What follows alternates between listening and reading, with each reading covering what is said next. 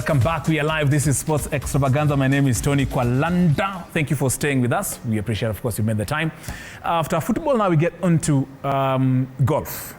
On the 20th and on the 20th, 21st, 22nd of this month, that is the month of March, there is a big golfing extravaganza that will be happening at Mount Kipipiri Golf and Resort, where Kenya will be defending their Victoria Cup Golf Trophy. Kenya has won it all these years that I can remember since this particular event started. Three-time consecutive champions of the Victoria Cup. And of course, we have a 10-strong contingent team that will be representing Kenya in the Victoria Cup from the 20th to the 22nd. And of course, in this regard, I have the chairman of the Kenya Golf Union, my very good friend David Ndungu, who is in the house. Karibu sana, chairman. It's good to see you again. Thank you, Tony. Asante. I also have the vice chairman and tournaments director, my good friend as well, Chris Kinuthia. Karibu sana, Chris. Asante sana. The KGU vice chairman. And also we have the director of Mount Kipipiri Golf and Resort, Milind Patel. Karibu. Thank you. Thank you for making time, gentlemen. Chairman, we are into it. You've selected a 10-man team. We are just fresh from the magical Kenya Open. The captain of the Kenya Open is also the captain of the Victoria Cup.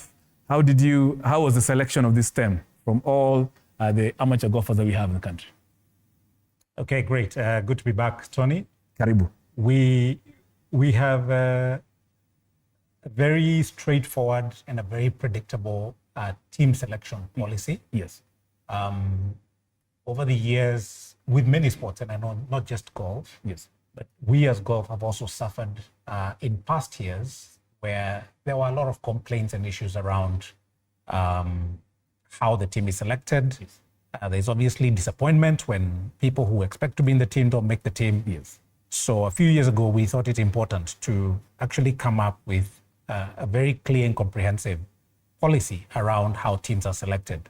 So that's available actually on our website. Anybody who really needs to find out how does a team get selected is able to see our policy there. So for this particular one, because it's the one team that we have the largest number of players, yes, 10 in total, what we did is that we used the 2024 Order of Merit, okay, from our Kenya Amateur Golf Championship Series. yes, And we picked the top 5 players in that order of merit.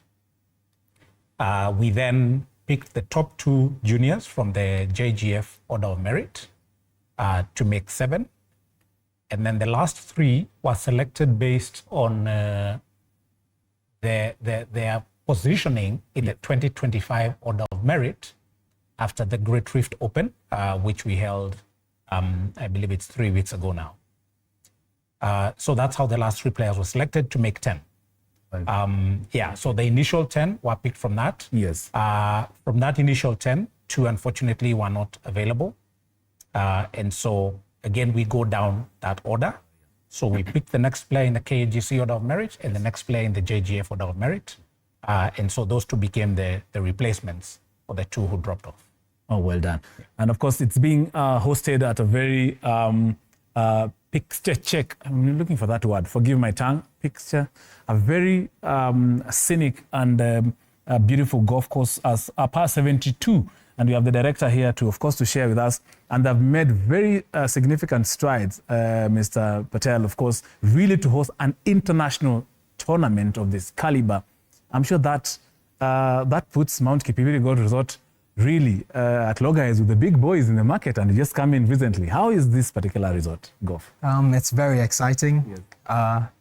We've worked hard. The course is now ready. It's a championship level course. Yes. So we're excited. The scenes, obviously, at Mount Kipipiri, the mountains, the lakes, and the greens are one point where the last few tournaments, everyone's had a real struggle about them. So we're excited to see how it'll be on the Victoria Cup. And I've seen a lot of tournaments that, of course, have been held there. My good friend Kamau Nyabwengi recently did the Yen Golf particular tournament there. Some of the very notable events or tournaments that you've hosted at Mount Kipipiri.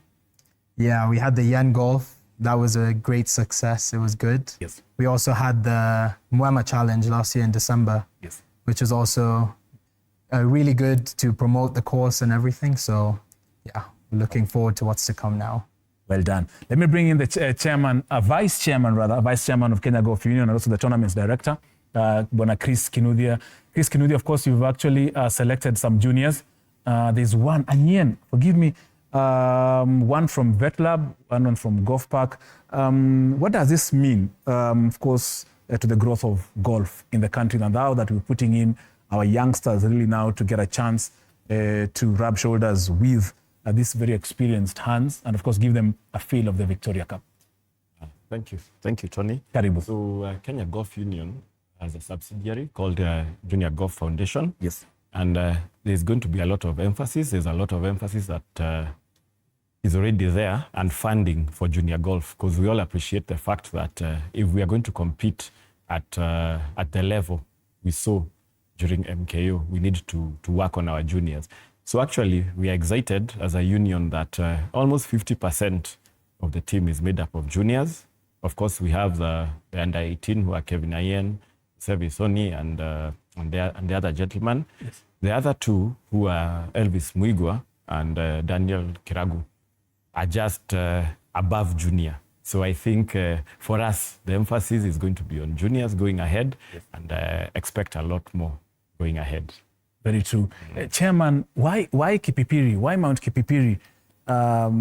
Is it a tactic to destabilize our opponents?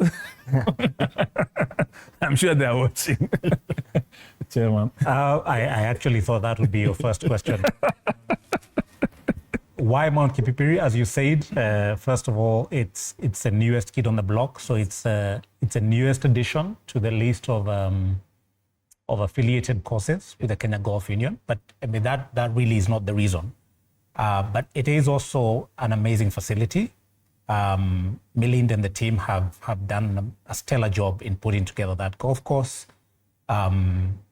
It presents a very good and unique challenge. So I can assure you that that course has not been picked to destabilize the opponents, Uganda, because in a sense we may be shooting ourselves in the foot because our own players are not used to it. Nobody is used to it. It's a very, very new course. But it's only new in the sense that it has only just recently been rated, and so meaning that it can now host tournaments of any caliber. But the course has actually been in place for a couple of years. So it's matured well enough, it's playing well, and we felt, besides being the newest kid on the block, this would be a good way to support the facility. I think hosting an event like this will give them a lot of good visibility. Something that I'm sure the Vice Chairman might talk about a bit later is a subsidiary event, which is pretty much for the fans and the supporters that will come and watch. So it gives an opportunity to other golfers to come and also get to experience it. So that is pretty much the thinking behind why we selected Mount Kipipiri, because we believe it will give both teams the sufficient challenge that they need for a contest like this. True. And Milind, of course, besides golfers, I'm sure you have something, of course, the Vice Chair will speak about later on as well, subsidiary. But as Mount Kipipiri Golf and Resort, what other things for those non-golfers? First, I'm sure you attract as well that kind of caliber of people. What is in store for them? I'm sure maybe you might want to teach them or introduce them to the sport, or have other things that they might indulge in, just besides the golf. Besides the golf, right now the focus at Kipipiri is the golf. We have a very unique clubhouse as well, a state-of-the-art clubhouse. Yes. That is going to attract a lot of people. The views from the clubhouse are very nice. For the future plans, we have a lot of the new sports coming in their facilities. For paddle, we'll have football fields, we'll have tennis. So as of now, it's just the golf course main focus, but yeah, in a few years, there'll be a lot more. And why golf? Why golf? I'm sure golf is... Why did Mount Kipipiri choose golf? So when we first got that land, we saw the scenes. There's not many courses in Kenya with the scenery that we have over there. So we thought it would be a very unique selling point to put up a course there. Yes. And our partners also very passionate golfers, so they decided, let's put up a golf course. Good. Now, of course, Nyandarua County, Nyandarua County, yes, of course, that's where that Mount Kipipiri is. Vice Chair Bona Chris, the subsidiary event, of course, what Chair had, of course, initially alluded to. Please share with us about that, because I'm sure most people are thinking, oh, our amateurs are the only ones there, so I'll just have to remain in Nairobi and watch them. But of course, what is in store for the others who might just want to be part of the whole extravaganza? I'm sure you've arranged an entire itinerary for everyone will be accommodated. Thank you, Tony. If you allow me, I'll give the whole breakdown of the event right from the beginning. Yes. So on Wednesday, we have a practice session with Kenyans and Ugandans. Then in the evening at 4, we have a flag raising ceremony. On Thursday, we have two games. In the morning, we have a foursome format, 4 teams. We are doing the Ryder Cup format. Then in the afternoon, we are going to have 4-ball format, 4 games each. Same on Friday. Then on Saturday morning, we are going to have a subsidiary. Subsidiary is going to be open to all golfers who are not elite amateurs like me and you. And the people Yes, yeah. Yeah, there are only 76 slots.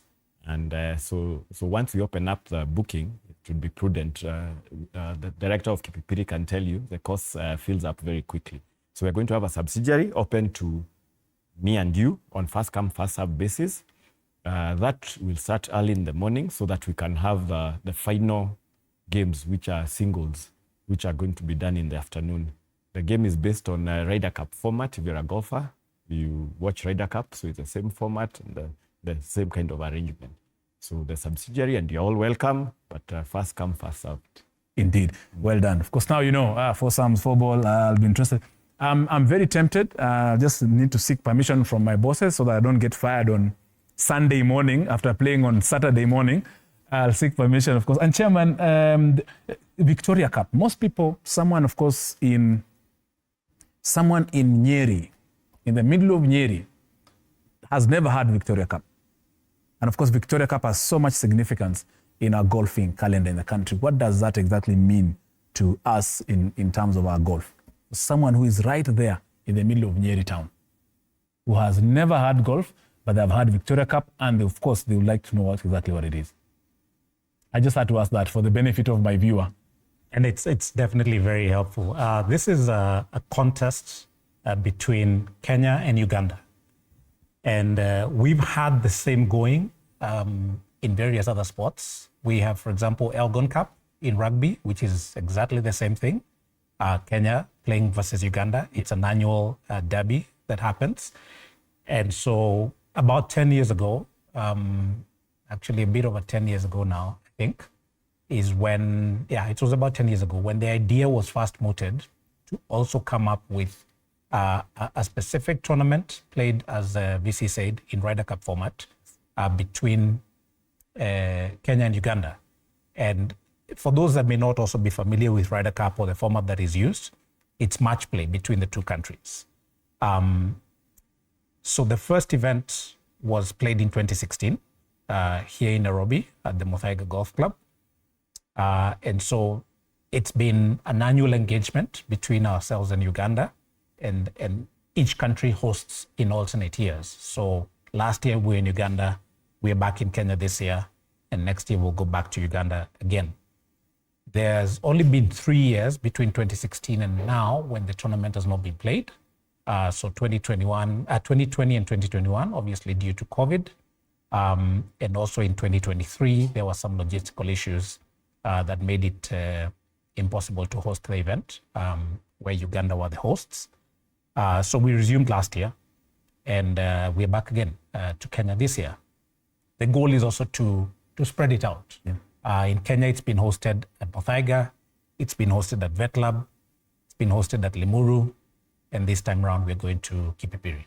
Well done. And of course, I'll rope in the Vice Chair to share with us, of course, some of the other steps you're doing as a union, of course, in terms of promoting the game across the country. And of course, now you're already in Nyandarua. But let me bring in, first of all, Milind. Milind, of just what they had mentioned, what the vice chair mentioned about it's Nyandarua. So I'm sure, I know people are very, very engaged. They can actually decide to drive from here at 3 a.m. in the morning and go and play there. But I'm sure Mount Kipipiri has solutions for those people who are thinking, I'm waking up to play at 7. Do I need to drive at 2 a.m.? I'm sure Mount Kipipiri has a solution to those kind of questions for the golfers, both the amateurs and of course the social golfers. Right now we do have some accommodation. We have some apartments there, which are 2-bedroom apartments. Which are how many? Are they already taken out? Because I'm sure chairman has already taken like... They're all, he's taken all of them. Yeah, but in the future, there's a plan for a hotel and a lot more accommodation. So hopefully in the future, we can host events like this and even bigger ones. Indeed. And of course, I'll ask also how you as Mount Kipipiri are promoting golf within that community. I'll come to you there. But let me, of course, bring in the vice chair. The other efforts that Kenya Golf Union is doing to spread and popularize the sport in Kenya. Okay, thank you. Thank you, Tony. So the Kenya Golf Union has a very big calendar of events right now. As we are talking, there's an event happening at Windsor, a KGC event, Kenya Amateur Golf Championship event. We have 31 on the calendar, and they are all over the country. We have a very big calendar from JGF, Junior Golf Foundation, and a similar calendar from Kenya Ladies Golf Union. That is in terms of tournaments. In terms of outreach and training, which is really the mandate for juniors by JGF, we make sure that JGF is equipped and funded to make sure they have outreach. We have a program, a schools program, and we are working very hard with the ministry to include golf in the curriculum of in your education curriculum as part of CBC. So we are working very hard to make sure golf is one of the subjects that is studied, because our main aim is to demystify the game and try to shed the skin we have of being an elite sport. Because if you go to other countries, elite golf countries like South Africa, the UK, the US, and most of Europe, golf is a game for everybody. So that is what we are trying to promote, as we also work very hard to promote the health benefits, health and environmental benefits that the game has. So we have quite a program which we can talk about the whole day. Yeah, that's true, of course. Chairman, of course, I will rope you into to now also give us the details in terms of in the regions how KGU has ensured that the locals or the residents of the different counties have access to golf. I'll bring you in that, but first let me bring Milind into this. I'm just observing the protocol as a golfer. You know, you have to wind up with the chairman, otherwise I'll have problems with my chairman. Milind, in the community, of course, you live in a community. You're in a community, and I'm sure part of the reasons why you started golf there, I'm sure, is because the community must be involved. What are some of the benefits that the community is getting from Mount Kipipiri Golf Resort? So since the start of the project, we've been supporting the community around us. We've helped with schools, we've helped with water lines. So we've already had a really good relationship with the community. Now with Kipipiri starting, we've opened up a lot of employment for them. Our target for caddies and stuff is locals. We're not bringing in people from outside. So yeah, it's been a good relationship with the community, which has helped us as well in terms of security and safety. So it's been well done, well done. Chairman, of course, just carrying on from what the Vice Chair has mentioned about how popularizing the sport in the country, in the regions, Mombasa, Kakamega, Kisumu, Eldoret, Trans Nzoia, these areas, somebody who is in these areas and they want to access golf, whether directly or indirectly, be part of it, maybe some of the pointers where they can actually make touch base. On that, there has been an ongoing desire, if I may put it that way, right now, to find a way to work with the county governments to set up public facilities. We quite haven't gotten there. There has been in years past a lot of talk about public golf courses, but even before we get to public golf courses, our desire as a union would be to first set up even training facilities, which are much easier to start with. Yes. So your standard golf range, Yes. which is kind of very easy to put up, that would be accessible to anybody that can come in. We have a few trainers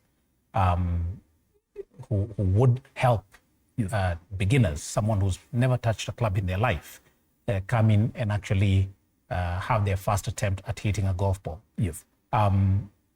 But before those ones come up, we've continued working closely with our affiliate clubs to, as much as possible, support the schools around them. That's the program that the VC mentioned earlier. Yes. And I'm pleased to mention that a lot of clubs have already done that. Okay. They have arrangements with the schools within their vicinity, which allows interested kids from those schools come in once or twice a week, and using the local club pros, be able to get some training, basic training on how to play, a bit about the rules.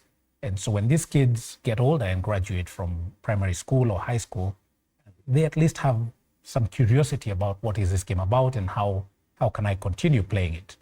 And I'm glad to say that we've seen graduates, if I may call it that way, of those kind of initiatives move on to not only play golf, but to take up other careers in the game.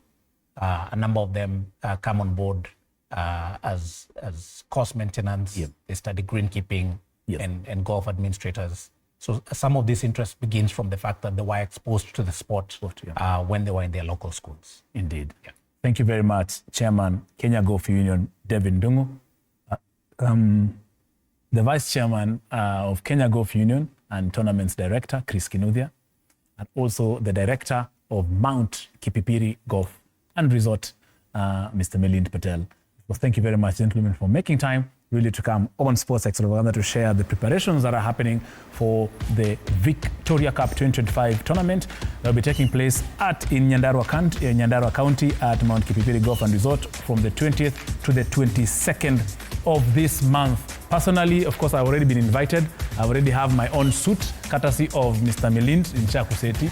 So mwanze kutafuta tu mapema, nitakuja huko, of course, to be part of that subsidiary on Saturday. And of course, to support the entire team that includes our captain, my good friend John Lejirma from Railway Golf Club, Daniel Kiragu from Muvaiga Golf Club, Sevi Sonia Jr. from Sigona Golf Club, Elvis Muigua from Kiambu Golf Club, Josephat Rono from Golf Park Golf Club, Eli Barno from Nandi Bears Golf Club, Rafael Lemingani from Golf Park Golf Club, Kevin Anyen Jr. from Golf Park, and of course Krish, my apologies, Shah from Vetlab Sports Club, Ebil Omolo from Vetlab Sports Club.